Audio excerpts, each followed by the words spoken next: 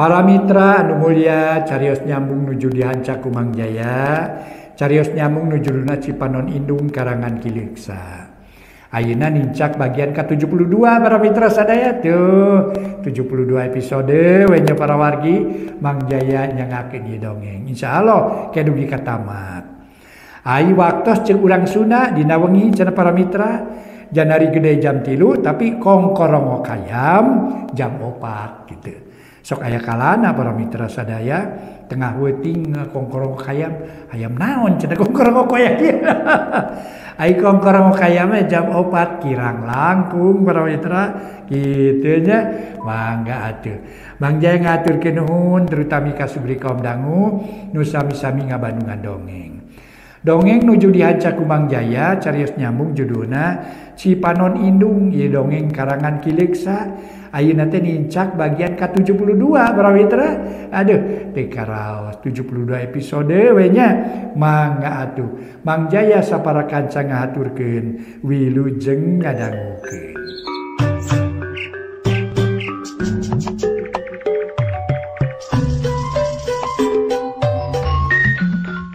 Para mitra kaum dangu, wilujeng tepang dangu sareng acara matuh dongeng enteng pang beberahmana.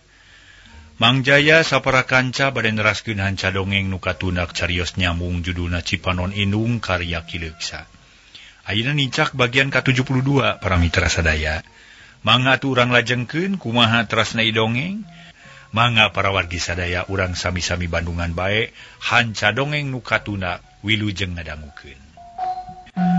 Harita karta tuluy nyarita. Lah omongan Ucang bener. Sabab mang inget kana pepatah. Di antarana jalma kudu loba batur, keur silih tulungan, silih titipkeun diri, budi akal ti pada jalma. Tadu masarkan hal eta mang sadaraina perlu nyaho ka Ujang dina urusan ieu. Ah, geuning kaharti. Sok atuh geura terangkeun mang, saha manehna teh jeung nusanyana? Naon sababna mamang betwawuh kumaha jeung riwayatna? Darta atoheun. Lantaran ayeuna mah rek dibere nyaho salengkepna. Lah eta aki-aki teh dunungan emang nu geus papisah taun-taun lilana.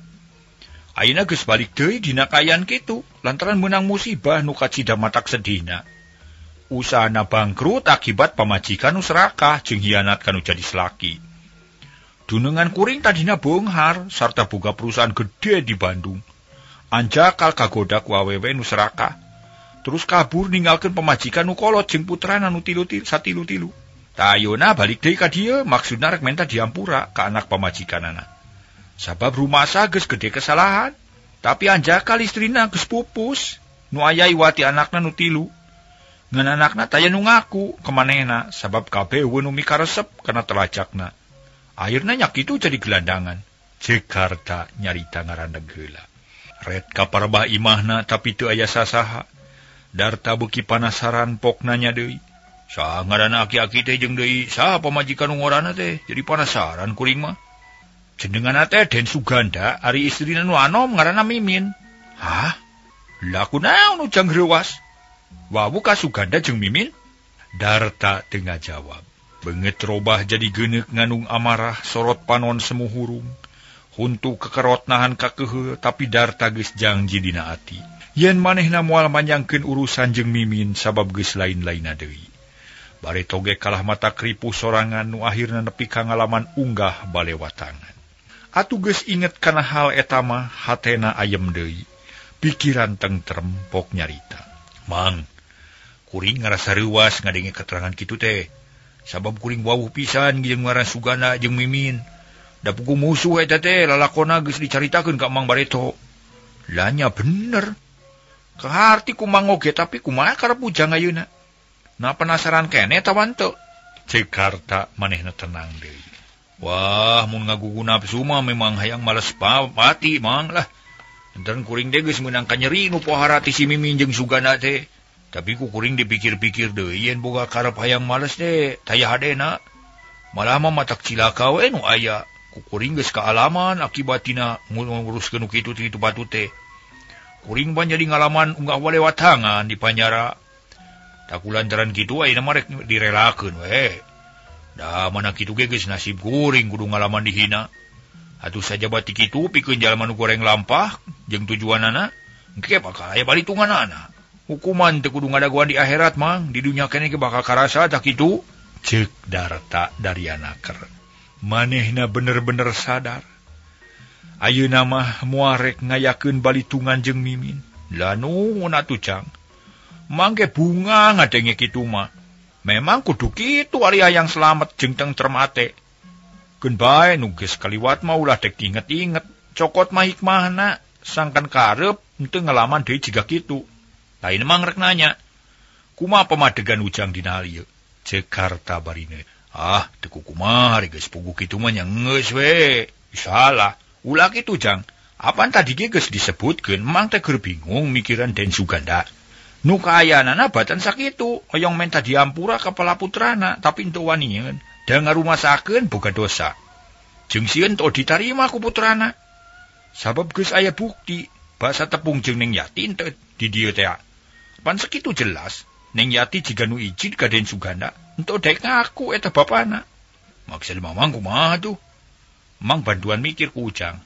Kumaha carana sangkan bisa ngalawungkeun deui iji bapa jeung anak-anakna. Sabab watir mang teh.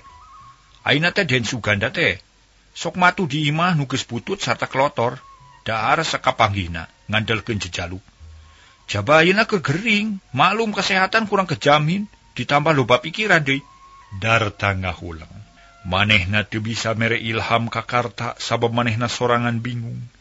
Nah kudu kumaha nulunganana, tapi tadi geus aya niat rek mantuan mikiran, akhirna pok nyarita deui. Kieu atuh mang ayeuna lah. Mun nya mah hayang nulungan kadunungan bejakeun we terang-terangan ka Neng Eni jeung Neng Lia. Engke bakal kanyahoan kumaha reaksina. Tangge pikiran deui kumaha carana pikeun ngarengsekeun masalah eta kitu we mang. Nya tapi cang Den Suganda entong hidinan. Anjeunna nyare ka emang supaya ulah geru atau ulah bebeja ka putrana. Moal tungtung na tuh ari kitu mah geus ulah bebeja ka Suganda. Pokona mamang tanggung jawab pikeun ngalawungkeun hiji bapa jeung anak-anakna watir mang. Ayeuna Karta nu ngahulang. Manehna mikiran omongan Darta memang karasa benerna. Da kudu kitu tugas manehna tapi Karta kacida seunggahna. Sabab geus nyaho kana adat pangadatan jeung pamadegan Eni, sarta geus nyaho kana sifat-sifat Suganda. Kabeh gurat batu jeung tara beunang dionget-onget pamadeganana. Sabuat ngaharuleng kitu ti kajauhan katempo hiji awewe nu leumpang rumangieung. Sosoroyongan kawas nu salaton kadenge aya lalaki nu nyentak tina motor. Sabab si awewe leumpang ngaleok ka tengah ampir kasabat motor. Beuki lila eta awewe beuki deukeut ka warung Darta, panon rarat-reret kawas aya nu diteangan. Teu burung tepi ka Bandung. Sugan we di dieu mah enu wau. Sahanteuna ari di Bandung mah. Sabo aing loba babaturan nu bareto babarengan digawe di restoran. Ceuk eta awewe ngomong sorangan. Manehna tayalian iwati mimin. Nu ngahaja balik ka Bandung sabab di Jakarta geus teu boga tuturkeuneun. Teu aya harapan pisan kaayaan mimin kacida mata kuatirna. Teu beda jeung nu bara main, pakaian kalotor jeung saroe, awak kuru teu kaurus beungeut kanyos haropak pias. Akhirna lar kadeukeut warung Darta. Kaparengan Darta keur molohok ka mimin, sareret ge apal eta teh mimin urut pamajikanana. Darta meninga gebeg tuluy ngusap dada bari istighbar memperamarah. Damun ngagugu nafsu mah keukeuh hayang mulangkeun ka nyeri, tapi nempo waruga mimin anu sarupa kitu timbul rasa panasaran. Hayang nyaho kana sabab musababna, atuh saja bati kitu can yakin ha bener eta teh mimin atawa lain. Nu matak nu ngaliwat teh diantep wae pok ngaharewos. Mang sidikeun itu tuh, kungsi wawuh tawan teu mang. Darta nunjuk ka mimin, nu geus nukang leumpang meningalenghoy. Ento. Nah make wawuh. Eta mah nu kilo anyar meureun teu aneh di kota masuk loba nu kitu. Anu langsung ngagrebeg eta teh. Is, lain kitu mang. Nah kumaha tuh mun lain kitu?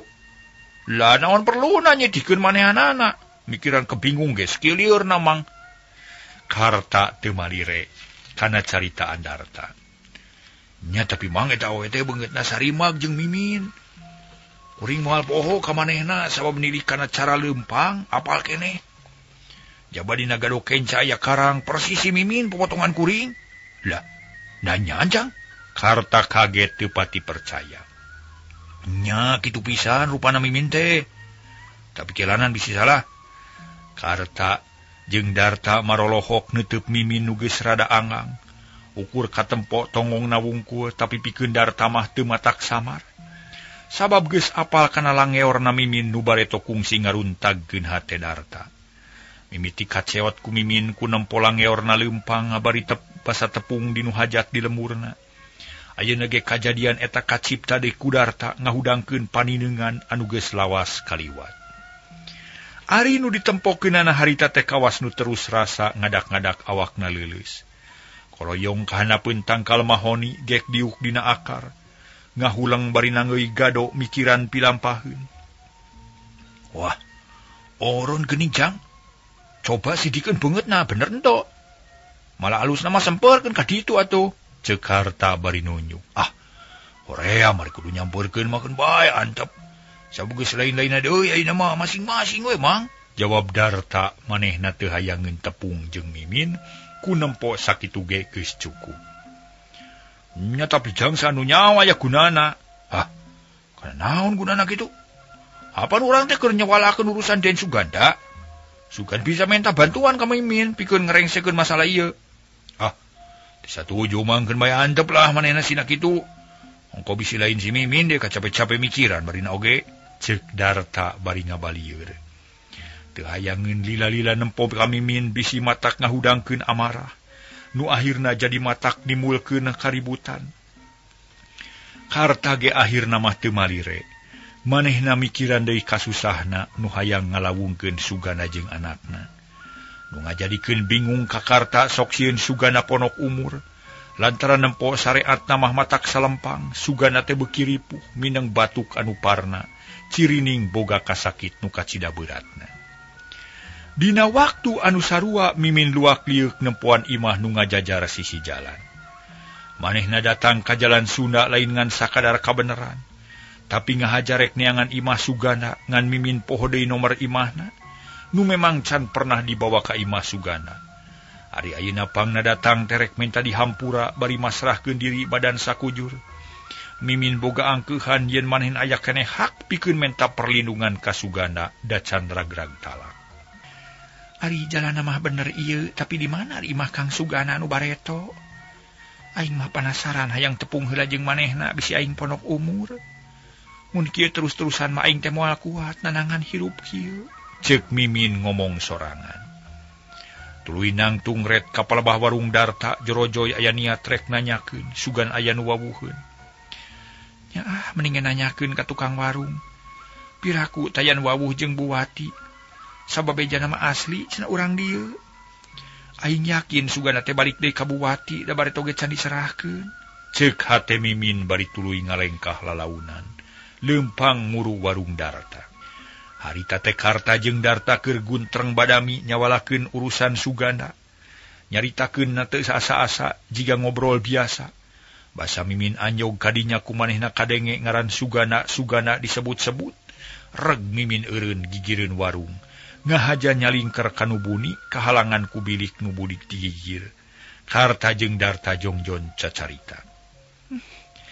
Nah nya ieu teh jalma wawuheun ka Kang Sugana. Nah geuning bet ngawadulkeun Kang Sugana. Saha maranehna teh nya? Ceuk hate Mimin bari ngahep-hep di bibir ngadedengekeun anu keur ngawadul.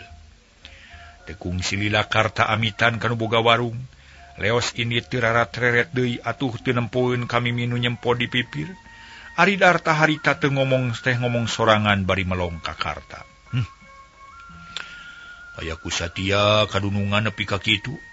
Aing mah muji ka manehanana nu bener-bener bela tumutur kadunungan. Muga-muga we Sugana teh singgera beres urusanana kumpul jeung palaputrana. Kitu ceuk Darta kop kana gelas nu kalotor uruci kopi tuluy dikumahan. Ngadenge nu ngomong kitu Mimin jadi teger hatena. Sabab ngerasa yakin yen nu boga warung teh wawuheun ka Sugana. Da bieu diobrolkeun gancang nyampeurkeun ka Darta nu keur ngubah gelas. Pok Mimin nyarita sopan pikaresepeun. Hatur punten Mamang, abdi bade ngaganggu sakedap. Pokna bari rengkuh hormat. Darta keur nukang harita ret kanu nyarita. Barang breh darta ngajenghok reuas kitu deui Mimin. Sabab sakali neuteub ge apal pisan yen masing-masing wawuh kana aya kanu aya hareupeunana. Sajongjongan mah para mitra duanana pating haruleng bari silih pelong. Teu aya nu cacarita Mimin menip ipis beungeutna, pias beungeutna reuas pacampur jeung era. Tapi rengganjat teu kaduga suku kalah kakarasa lungse kaya tanaga. Tungtungna brak diuk deukeut lawang warung, luk tungkul jiga bueuk meunang mabuk. Mimin, rek naon los-los ka dieu barina ge? Kuring jeung anjeun geus teu aya urusan naon barina ge. Cek Darta setengah teu sadar ujug-ujug nyarita kitu we. Eta omongan ngahudangkeun sumanget ka Mimin tuluy cengkat bari nyarita. Ieu teh Kang Darta? Nya. Kang Darta, kuring mah teu aya maksud rek nepungan Kang Darta di dieu teh sabab teu nyangka. Yen nu di warung teh Kang Darta. Kuring datang ka dieu teh rek aya nu ditanyakeun sabab kuring teh keur aya nu diteangan. Kitu temal Mimin, rarasaan jadi tagibur teu bugu. Rek nanyakeun naon atuh? Tadi kuring ngadenge yen di dieu aya nu ngobrolkeun Sugana. Nah di mana ayeuna Sugana? Ku kuring keur diteangan. Oh, Sugana mah di bumina, anu memulih di Jakarta. Kitu ceuk katerangan ti bujangna nu bieu teh. Pan bujangna nu bieu teh? Di mana bumina, Kang? Ceuk Mimin bari marah mae panon cahayaan deui. Kadarta teu asa-asa ayeuna berlat teh poho. Yen sawatara tu kataun ka tukang kungsi patelak silih ancam. Tuh bumina itu tuh. Aya perlu mah datang we ka dinya piraku anjeun teh nyaho. Pan anjeun teh pamajikanana lain. Darta nunjuk ka Imah Eni. Nu harita kaayaan sepi jempling. Nuhun Kang Darta permios atuh. Leos Mimin indit. Karasa hatena peurih era jeung kaduhung. Beungeut meuni asa pating sariak asar ari ras ku lalampahan sorangan. Nu geus ngahina jeung nyingkahan Darta ari ayeuna manehna ngalaman kitu. Sangsara leuwih tinu enggeus-enggeus. Darta ukur colohok hatena kosong. Rupa-rupa perasaan geus leungit tina hate jeung Mimin teh kawas ka karawabu harita. Atuh basa Mimin ngaleos Darta teu ngomong deui ukur colohok. Ari Mimin tuluy noyod ninggalkeun warung lengkahna dibarengan ku ratugna jajantung. Sirah ngadak-ngadak jadi lieur kasiksa ku rarasaan sorangan. Nu kacida bangetna rupa-rupa perasaan ngagulung ngajadi hiji. Gegede namah era ku Darta, kaayaan dirina geus kanyahoan kalayan jentre. Ya Allah, Gusti nu Maha Agung. Kutan kieu siksaan nu gede dosa. Kutan kieu wawalas nu saraka. Kang Darta, hampura abdi Kang. Rumah sageus kabawaku sakaba-kaba ngalajur nafsu ngumara kahayang. Kieu jadina hirup jadi jalima sangsara teu puguh tujuanana. Cek hate Mimin bari tuluy leumpang maju ngidul. Nu tadina rek nyimpang ka Imah Eni teh teu tulus lantaran hatena tagiwur. Mua tentrem tereh-tereh. Mimin ngarasa kaget jeung teu ngarti, beteu pupuguh ngadon tepung jeung popotongan. Saterusna Mimin teh ninggalkeun eta tempat sarta dina hatena geus boga rencana. Yen dina hiji mangsa rek datang ka Imah Eni, nu disangkana ku Mimin mah Buwati aya keneh di kieuna. Maksudna rek menta dihampura ka Buwati bari masrahkeun diri ka Suganda. Cag tunda heula kaayaan Mimin ayeuna kocapkeun lalakon sejen. Nyatana pangeusi imah nu ditungguan ku Karta. Tilu mojang nu boga lalakon sewang-sewangan harita teh beuki karasa harenghengna. Sabab lia hatena teu tentrem. Pipikiran jadi rungsing, inget bae kasukana. Nu geus lila taya beja taya carita. Lia nyeri hate asa dihina ku si kusukana. Tapi lia sadar. Eta kabeh akibat kuatna pamadegan lanceukna nu katelah Eni. Nu keukeuh teu mere idin mun lia kawin samemeh beres kuliah. Akhirna perjuangan lia gagal. Kaleungitan sukana nu kumanehanana dipicinta. Ari Yati nyatana nu pangbungsuna kasusah lain tina urusan kabogohna. Tapi inget kana kajadian sawatara waktu ka tukang basa manehna tepung jeung nu jadi bapa. Yati inget keneh sarta karasa keneh. Geus ngucapkeun omongan-omongan nu teu pantes diucapkeun. Ucapan ieu jadi pikiran anu akhirna matak nyiksa kana batin. Sabab dina hate leutik namah ngarasa bunga, patepung jeung nu jadi bapa. Tapi teuing naon sababna bibirna teu saluyu jeung hate, bet teu narima kana kadatangan nu jadi bapa. Sigana mah pedah nempo Suganda Rudin jiga aki-aki, sarta caludih taya araheunana. Dalam datangna ginding cara bareto jiga nanajan teu langsung narima ge moal kitu-kitu teuing. Sabada di papatahan Kurojali ngeunaan urusan heta. Hate Yati beuki kasiksa manehna jadi panasaran. Hayang tepung jeung nu jadi bapana. Tapi teu wani geruh kalanceukna lantaran manehna nyaho Lia jeung Eni teh kacida ceuceubna kanu jadi bapa. Akhirna dina hiji peuting Yati boga pikiran rek maluruh ayana Suganda. Atuh ti sore nepi ka peuting teu bisa sare. Gawena guling gasahan kawas nu boga kanyeri. Kira-kira jam 2 peuting Lia ngulisik lilir terus cengkat pok nanya. Ungah teteh ngalilir Yati sok guling gasahan wae. Na kunaon Yat? Gering atuh napa kumaha? Ceuk Lia nu harita sarena sakamar. Ari Yati teu buru-buru ngajawab manehna hudang bari narik napas jero. Lung simut dialungkeun gek diuk sisi ranjang. Panon melong kana janela geus kitu leumpang bari tungkul. Diteuteup kuliah anu heraneun, pok nanya deui. Yat, ngalinur kumaha? Ulah asa-asa geura caritakeun ka teteh, mun aya kasusah mah. Ulah disidem ku sorangan, bejakeun ka teteh ngarah bisa dipikiran babarengan. Harita Lia mapatahan ka Yati, sangkan manehanana daek balaka ngeunaan dirina anu memang katingalina dina kaayaan rungsing. Para mitra kaumdang, Yati neuteub kalanceukna memeh ngajawab melong heula kana foto bapana. Nu napel dina tembok hareupeun meja tulis nu sok dipake ngapalkeun ku Yati, geus kitu pok nyarita lalaunan. Teteh, ari teteh sok emut ka apa? Na make nanya kitu inget ka bapa Yati teh kitu? Kalah ka Malik nanya. Laras abdi mah emut ka apa teteh? Naon sababna nepi ka kitu? Mun teu bisa sare-sare acan. Aya naon pangna kitu teh teteh mah teu ngarti. Ceuk Lia bari neuteub. Hatena ngadak-ngadak jadi pating sareblak kawas rek manggih kareuwas. Adi mah yong terang heula teteh, ari teteh sok emut ka apa? Sok ngalamun sangkan riung mung pulung deui jeung apa atawa tara. Waler atuh teteh. Yati, perasaan teteh sarua jeung Yati sabab urang duaan teh dulur. Nu tangtu boga kahayang jeung cita-cita nu sarua. Hayang riung mung pulung deui jeung jadi bapa, tapi ukur dina lamunan jeung impian. Sabab bapa geus lain-lainna deui, mustahil mung bisa kumpul jeung urang. Tah kulantaran kitu geus ulah rek jadi pikiran. Sing inget kana amanat ti ibu sarta sing inget kana janji nu geus dikedalkeun payuneun ibu. Jadi teteh mah teu aya emutan hoyong tepang sareng apanya. Lain kitu ya, tapi urang teh kudu sanggup narima. Kana kanyataan nu geus jadi milik urang. Sing inget ya, mun bapanya kanu jadi anak mah bareto ge moal nyieun tindakan kitu. Moal ngantunkeun ibu, moal ngantep ka urang tiluan.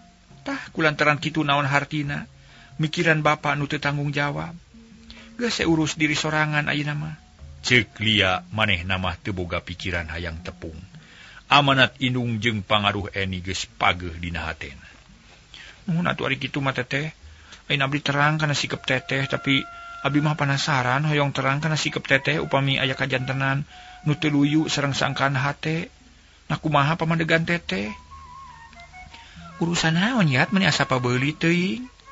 Mun upami dina hiji waktosnya teteh patepang sareng apa bade kumaha? Lia ngahuleng. Manehna tara mikir nepi ka palebah dinya sabab saeutik oge teu boga pikiran. Yen bakal patepung deui malah mah mun inget ka bapana oge sok buru-buru dipapalerkeun, sangkan teu inget bae. Ari ayeuna adina bet nanya kitu puguh bingung ku pijawabeun. Teteh, abdi nyuhunkeun waleran nu jujur atuh teteh, nu teu kapangaruhan ku sikep teh Eni, atanapi ku amanat ti ibu. Ima nyuhunkeun waleran anu leres-leres bersih we nu kaluar tina dasar manah teteh nu panghanapna. Ceuk Yati ngajentrekeun maksudna. Panon neuteub seukeut kana beungeut Lia. Yat, teteh ge manusa nu boga rasa jeung rumasa. Boga cita-cita jeung kahayang, tangtu we ari sacara jujur mah. Teteh ge hayang tepung jeung nu jadi bapa. Sarta hayang riung mung pulung deui. Tapi nasib jeung perjalanan hirup ngarobah sikep teteh. Sarta mengaruhan kana sagarupana. Ngan teteh teu bisa nerangkeun teuing kudu kumaha. mun dina hiji mangsa tepung jeung bapa, jawab Lia tegas. Pami kitu mah teteh teh kagungan pamadegan nu pasti pangintennya. Margi kapangaruhan keneh ku sikep Teh Eni, oge kapangaruhan ku riwayat hirup. Nyati bener. Sabab teteh moal bisa nolak kana eta tuduhan. Sikep urang ayeuna memang kapaksa. Kapaksa kudu kieu akibatina perjalanan hirup anu beda jeung cita-cita. Urang sarere hayang riung ngungpulung saterusna jeung indung bapa. Tapi nasib nangtukeun sejen. Tah ieu nu ngajadikeun sikep urang henteu tetep teh. Sabab kudu sairama jeung kaayaan. Memang sikep urang ditangtukeun ku nasib jeung lalakon hirup. Urang teu bisa mawa karep sorangan. Buktina urang teu mampu ngungkulan masalah ieu. Kapaksa kudu nurut kana aturan Teh Eni. Kudu taluk kana nasib nu tumiba. Lia ngajelaskeun deui sabab musababna. Pangna manehna jeung adina jadi ngalaman kitu. Tapi teh sikep hiji jalmi tiasa dipertahankeun asal urangna daek jeung boga niat nu pasti, pikeun ngajaga sikep nu asli, nu saluyu jeung kareteg hate sorangan.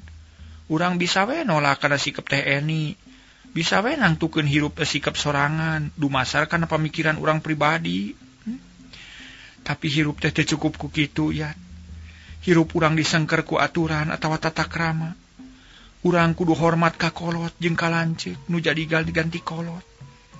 Manusia kudu boga rasa jeung rumasa, kudu nyaho kana balas budi.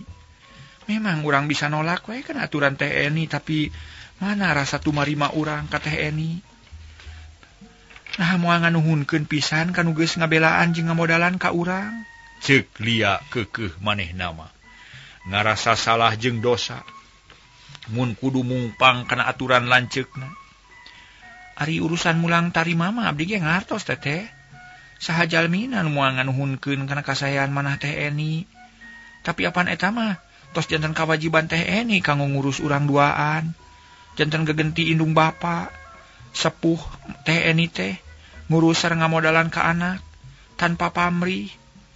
Teu ngaharepkeun dipulang tarima ku harta bana. Jadi upami Teh Eni keukeuh hoyong dipulang tarima sarua we jeung ngahutangkeun. Berarti ngamodalan ka urang teh teu ikhlas. Abdi mah teu sangem teras-terasan kitu. Ulah salah arti ya, sabab Teh Eni ge teu hayangeun dipulang tarima ku harta bana. Anjeunna mah ngamodalan ka urang teh tahun-tahun nya. Da moal minta digantian ku mangrupa duit. Minangka pamulang tarimana, urang kudu taat jeung satia kana amanatna, kana aturanana, kana papatahna. Tah kitu nu diharepkeun ku Teh Eni teh. Mun tapi Teh Eni mah kedah mutlak sagala nurut ka anjeunna, nah bade kumaha benerna. Nah abdi teh kudu sagala didik teh ku lanceuk. Teu bisa abdi mah teteh sabab hayang mandiri, babari jeung bari bebas, teu karana diteken kudu jadi lanceuk. Abdi mah ngarumasakeun geus dimodalan jeung diurus ku Teh Eni. Sarta abdi bade mulang tarima, tapi lain ku cara kitu we, sabab abdi mah perlu kebebasan. Yati harita nyarita kawas nu ambak ka Lia. Lia meningarahu sakedapan mah jempe bari melong kada beungeut Yati. Sanggeus rada lila pok nyarita deui. Syukuran nu karasa ku hate Yati. Sakur nu karasa ku hate Yati, karasa oge ku teteh. Sabab teteh sorangan ngarasa diteken ku Teh Eni, khususna dina widang kekenalan jeung lalaki. Hal ieu geus teu kudu dicaritakeun deui sabab Yati geus karasa. Ayeuna mah wayahna we sing sabar. Sabab tadi geus diterangkeun yen perjalanan hirup urang sanasib. Nasib urang geus maksa kana hartina mah maksa ka urang sangkan ngarobah sikep. Sikep nu gumantung kana kaayaan kiwari. Najan urang hayang ajol-ajolan ge bisa bebas. Moal bisa. Sabab urang kudu boga rasa rumasa, kudu ngahargaan ka Teh Eni nu geus gede jasana. Mun ngahargaan abdi mah ngartos teteh. Urusan rasa rumasa ge abdi ngartos. Tapi kedah patukang tongong jeung kaayaan batin mah keheulaan lah, sabab batin abdi mah sorangan merlukeun perhatian. Dina kaayaan nu sarupa kieu merlukeun pangorbanan. Tah rasa sarupa kitu salah sahiji pangorbanan pikeun ngajaga katengtreman antara urang jeung Teh Eni. Urang teu bisa mulang tarima ku harta bana. Teu bisa malik nyenangkeun ka Teh Eni. Atuh daek-daek korban perasaan. Keur nebusna jadi perasaan tadi korbankeun kitu tah. Anggap we minangka mulang tarima ka Teh Eni. Tu tiasa teteh mun kitu mah. Teh ini teh mutlak hayang dipulang tarima. Nah, tu make daek ngamodalan abdi, ari kitu cara nama. Mun terang bade kieu mah tos we abdi moal sakola bareto kariweuh-riweuh. Yati, ulah ka mana wae nyarita teh? Lia keheuleun. Panon molotot sarta huntuna kekerot. Yati teu nama deui kalah terus leuleumpangan deukeut meja tulis, pikiran kumalayang kanu lain-lain, loba kamelang jeung kahariwa. Para mitra kaum dangu, kaayaan peuting beuki jempling. Waktu geus ngagayuh ka subuh, hawar-hawar kadenge sor hayam jago kongkorongo. Nandakeun geus nincak kana janari leutik, Lia jeung Yati silih belong. Lila-lila pok deui Lia nyarita kalayan leuleuy. Yat, ieu teh peuting keneh geus sigera sare ulah rek mikiran nu lain-lain. Taya hartina ka matak lieur-lieur kana sirah. Abdi mah moal hayang mondok teteh. Pami teteh tacan ngajawab nu pasti mah. Nah bade kumaha sigep teteh mun pareng kadatangan apa? Rek nampi atawi moal cobi waler heula tu teteh. Yati balik deui kana pertanyaan tadi. Sabab can meunang jawaban nu tegas ti lanceukna. Yat, naon gunana nyawalakeun nu kitu? Taya hartina sabab mustahil lamun bapa rek datang deui. Geus teu kudu dipikiran teuing. Moal aya gunana mikiran nu kitu mah. Mun teteh kaliru sarta teteh teu emut ka yen bapa teh teu acan kanyahoan nasibna. Nah jumeneng keneh atawa tos pupus. Mun tos kanyahoan kalayan jelas mah biasa bisa we teteh teh nyarios kitu. Tapi ini moal tiasa sabab sawaktu-waktu bapa bakal ka dieu. Ceuk Yati bari pepeta. Mustahil. Yati mah ulah ngalinur bapa mah geus teu ingeteun ka urang. Teteh, naon sababna teteh nyarios kitu? Lain mustahil tapi pasti, bapa pasti ka dieu abdi mah yakin. Yat, naon buktina? Lia colohok hatena deg-degan. Teh, abdi moal mikiran hal ieu kalayan daria. Upami teu acan aya bukti nu pasti, sawatara waktos ka tukang abdi tepung jeung bapa di payunan warung Mang Darta. Malah Mang Karto ge terangeun. Hah? Nu bener Yat? Kaimpi-impikeun atawa kumaha? Atawa nyaan geus tepung jeung bapa? Lia teu percayaeun. Tapi najan kitu ge ari hatena mah teu buru ngageter, da manehna ge geus poho, geus sono ka bapa. Ulah nganggap anu teu hideung ka abdi teh atuh teteh. Da abdi mah henteu ngalinur, henteu ngimpi, henteu gelo, sadar sagemblengna ge. Naon anu dicaritakeun di dieu teh teu aya nu dikira-kira, tapi bener-bener nurutkeun nu sanyana. Rek naon maksud bapa ka dieu? Naon sababna teu datang ka imah? Nyarita naon ka Yati coba terangkeun ka teteh. Teu kantos ngobrol sareng bapa malah mah hari teteh teu percanten kana kajadian eta. Mung numutkeun keterangan ti Mang Karto mah bapa teh bade minta dihampura tapi teu wantuneun datang ka dieu. Sabab ngarumasakeun anjeunna ageng dosa ka urang. Ayeuna bapa teh dina kaayaan teu damang cicing di hiji tempat. Nu terangkeun teh mung Mang Karto wungkul. Tak itu pengalaman abdi teteh. Lia ngahulang. Manehna mikiran omongan adina, Lia geus heubeul mikarep datang nanu jadi bapa. Mana komo sanggeus aya kajadian nu matak sedih ngeunaan sukana. Beuki karasa butuhna nu hiji bapa. Ari ayeuna kadenge kitu ti Yati, puguh hatena jadi bersama gaha. Bingung nangtukeun jawaban keur Yati. Nah rek narima kana kadatangan nu jadi bapa atawa moal. Dina hal ieu Lia aya dina simpangan jalan. Kudu milih hirup. Kudu milih hiji nu dianggapang benerna. Mun narima ka bapana hartina kudu pabentar paham jeung eni. Mun nolak kana kadatangan bapana sarua jeung hianat ka diri pribadi. Nu sanyana mah miharep ka bapana. Teteh, ulang wae kumaha pamiparantos kieu. Mung hanya kal waktosna ka Bujang Seep.